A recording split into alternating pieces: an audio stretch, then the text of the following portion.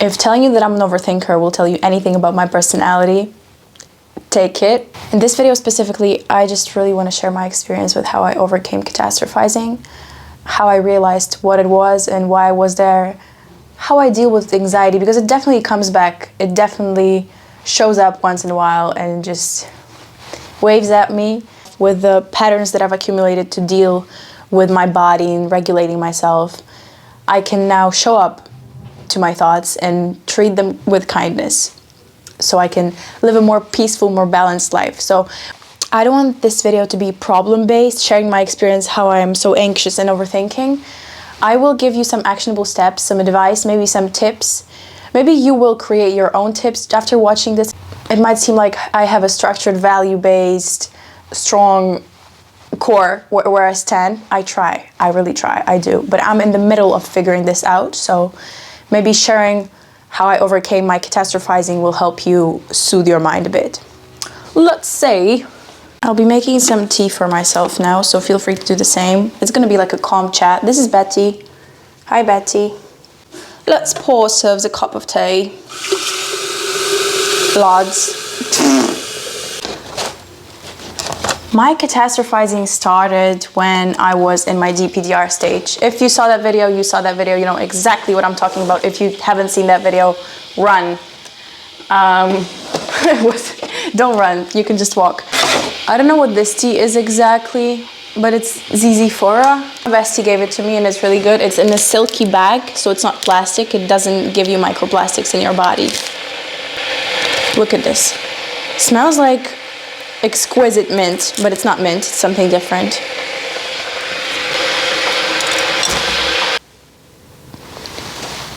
It smells like soothing for our minds. On a real note, this is incredible. This grew in the ground. Now I have it in my cup. Now I'll drink it and I'll get calmer. Crazy. Okay, I wish I had like a pillow somewhere here so I could be more cozy, but not today. Actually, let's get a bear. Just screaming, I need calming for my system. Perfect. So, what I wanted to say, my best friend is calling me right now. This is literally not the time. Ola, shut the fuck up. Our friendship revolves around mental struggles and what color is my lip combo. So she was just asking about one of those things, which happened to be the lip liner, because she's at the store, she needs... Anyways, why am I telling you this? I'm totally kidding. We have a deep relationship. This was just one of the facets of this beautiful partnership. This tea is so good.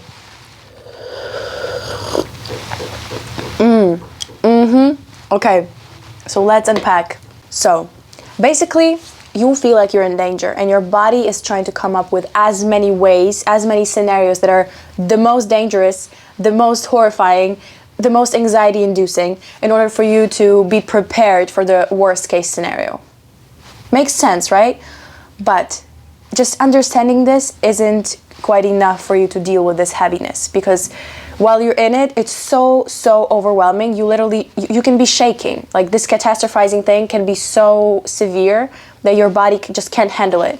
You in your mind might understand that it's a response, but your body is just, I'm gonna die. When my depersonalization hit strong, I was so convinced that I was either in a coma. This was the first phase when I didn't really understand what it was. So all of the symptoms, I just interpreted them like I'm probably in this another dimension that's completely surreal and I'm not a real person. My family is actually just in my head and everyone who's talking to me is just like a sign from the universe. Quite intense. But after that, I was convinced in the worst case scenario that I was schizophrenic. So no, I'm not dysregulated. No, I can't be saved. It's just something in my genes. I went through my entire family history trying to find someone who is schizophrenic, because schizophrenia can be passed to other generations. So I was looking through all that, trying to find answers, trying to convince myself that it's the worst case scenario, because it was the worst case scenario. What can go more wrong if you have schizophrenia?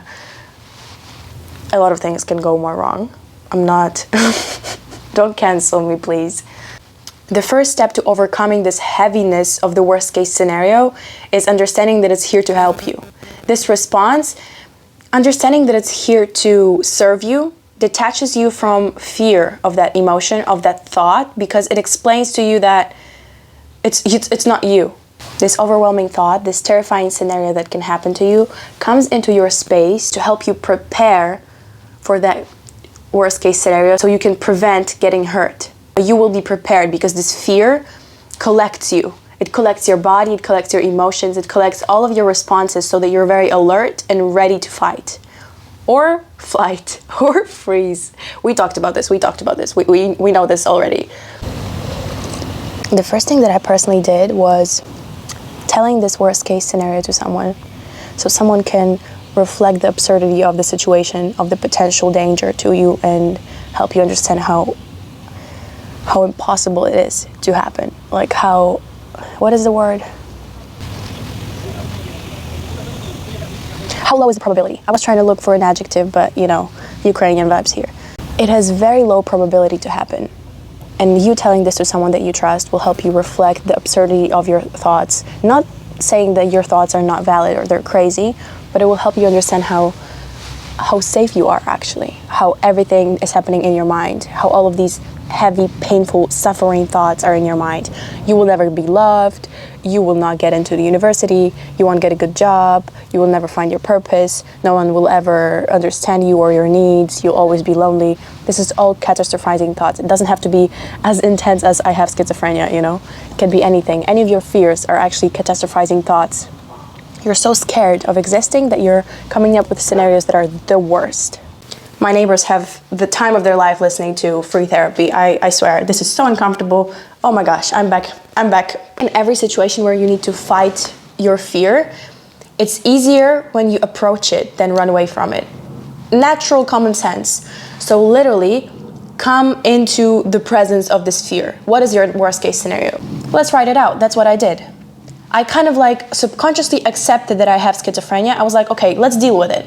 Even if, what are my steps? What is happening next? There's no situation from which you can't heal. There's no situation which you can't surpass and come out stronger on the other side. Finding peace even in that will help you understand how far away in the hypothetical future it is and how safe you are in the present moment when this scenario isn't even actually happening. The more you accept things that approach you, the more they run away. It hurts sometimes with people when you actually like someone and you approach them too heavily and they get scared. That's a different thing though. But with fears, it's a beautiful thing. Approach them. Be like, I'm here to listen. Let's talk about this hypothetical scenario. And they just go away. That's how I dealt with it. Also, just to not fear anything, everything comes back to regulating your nervous system. So the more centered you are in your body, the more grounded you are, use breathing techniques, use meditation, use tapping, use walking in nature, walking barefoot, journaling, having your safe space, being clean, taking care of your body physically, washing your face, cold plunging, heat exposure, gym, exercise, everything that will speed up your heart rate, something that will make you, release happy hormones, working on something like actually treating gym like a project, having a purpose will help you slowly get out of this, oh my gosh, everything is the worst type of a narrative. I really hope this helped yourself that there's nothing to fear. There is a reason why you're so fearful. There is a reason why you're dysregulated. There was a chain of events that happened, so the situation is explained in your mind right now. It's clearer. Now you understand that this thought is actually not to prevent any actual danger, but it's here to prevent the hypothetical danger that is also here for you to be ready, if anything. Your job is right now to not believe this, if anything. Your job is to clarify in your mind that this worst case scenario is not actually real. So to simplify it, look at it this way. What do you actually control right now? How can you help yourself understand that this fear isn't actual danger? If it's a question like I had, do I have schizophrenia? If a doctor told me 100% you don't have schizophrenia, we can, write it on a piece of paper, you're healthy. It would have fixed 90% of my fears. It would have told me, you are healthy, you are normal, you will be okay. Just focus on regulating your nervous system. This is the only thing. You're growing up, you sped up this process by diving too deep into philosophical studies. Relax. This would have helped me so much. This would have simplified everything. So that's what I tell everyone who's approaching me with these kind of questions. So control what you can control. Answer these questions if you can. If it's a type of question like, Will I ever find my purpose? This is a more deeper one. You can explain it to yourself like this. This is actually the worst case scenario I'm painting in my mind. I will be lonely, I'll die without a family, no one will ever love me. All of these thoughts that might have been planted in your mind by someone else. So detaching from someone else's narrative is also very important. But if it's just been you all this time, understanding why it's there is also very important. Replace this old destructive narrative with a newer one by force, with pressure, will help you see more hope. So pressuring yourself into acting like a better version of yourself will soothe your mind from all these worst case scenarios and help you see that there is a potential version of you who can be different. Affirming to yourself that you can actually change your life into anything can help. Just delusionally believing that you can do it, because everything is very, very subjective. The only objective is that you can create your reality to be anything you want to be. Everything else is just a subjective. It's as normal as you make it. It's as weird as you make it. Nothing else matters. You create whatever resonates within your heart, you stay authentic and consistent, and you build this reality. All these worst case scenarios just need to be there for balance. Anxious, how am I holding this cup? What is going on? like an ad. The existence of these anxious thoughts is here to provide balance, so we could appreciate all of the clarity that is our birthright, that is so easy to access more vibrantly, so we could experience this life fully, you know? Tell me we don't look alike. I need to brush your teeth, ma'am. I needed like a video like this. I needed someone to reassure me. So that's why I'm doing this right now. But right now, when these thoughts come back, because it's natural, you won't be healed forever. You know what I mean? It's not like nothing to be healed from. It's like a cycle. Everything comes back, circles around, and the way you deal with it can be softer. It can be easier for you to handle. But emotions will come back. Emotions are natural for you to experience all the time.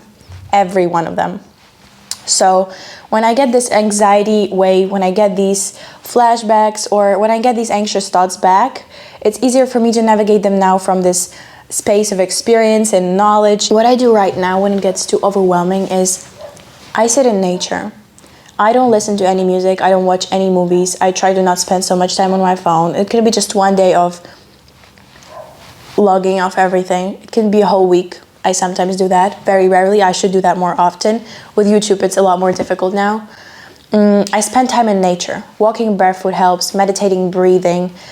Meditation is a difficult topic, seems to be, because I get so many questions about it. Just sit. Just sit and let your thoughts flow. Google ways to regulate your nervous system. Everything is balanced in the body and mind. Take care of them both and you'll get into this balance sooner or later. When you come to this place of detachment, when you come to this place of controlling your reality, you can control your reality in a sense that you can control your thoughts. You can control what is going on, what is entering your mind, how you treat these thoughts. So you can reflect this outwards and experience this world in a way that you actually want. This is the whole philosophy. There's nothing difficult about it. It's just about being patient, graceful, loving towards yourself, so you can reflect it outwards and share it. If it gets too overwhelming, this catastrophizing, this worst case scenario, remember that you can always ask for help. You can always come to someone. As I said, the first thing that I came up with, the first tip, was share it with someone. Someone's space, someone's energy can give you this comfort, this reassurance that you are so much safer in reality than you are in your mind.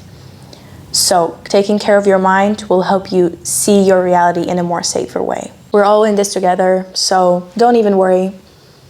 Let's get together and feel alright.